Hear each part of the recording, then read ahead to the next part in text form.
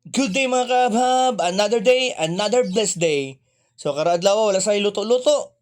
Musa kami sa bukid sa Barangay Lunoy of Bai City. So na siya importanteng lakaw ni kuyog na punta kay kabalota didto. Daghang utan, barato nga utan. So mo na akong area before sa DSWD namo, gatrabaho ko og sa PSA. So pag abot utan akong gibirahan, wali siya, na siya giadtong importante. Ang sayote presko kay tag 3 pesos lang na each. So kung maabot na ni sa proper bais, tag 10 or tag 15 na ni sa market. So dire tag 3 ra ang sayote sa Lunoy. So nipalit po dahil ko ana og pichay. Ang pichay worth 30 pesos. Baling daghanan na po ng pichay. Wala lang nako kabidyohe kay busy kaayo. So presko kay og daghang tanom ang bukid. So shout out sa Barangay Lunoy.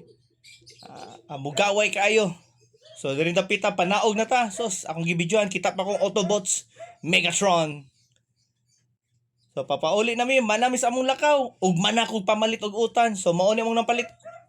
Worth 25 sayote, worth 30 pichay. Gitagaan pa yung ipakapin para itanom. Always remember mga kahabs, tanang grasya gikan sa kaitasan, always natong pasalamatan. Thank you.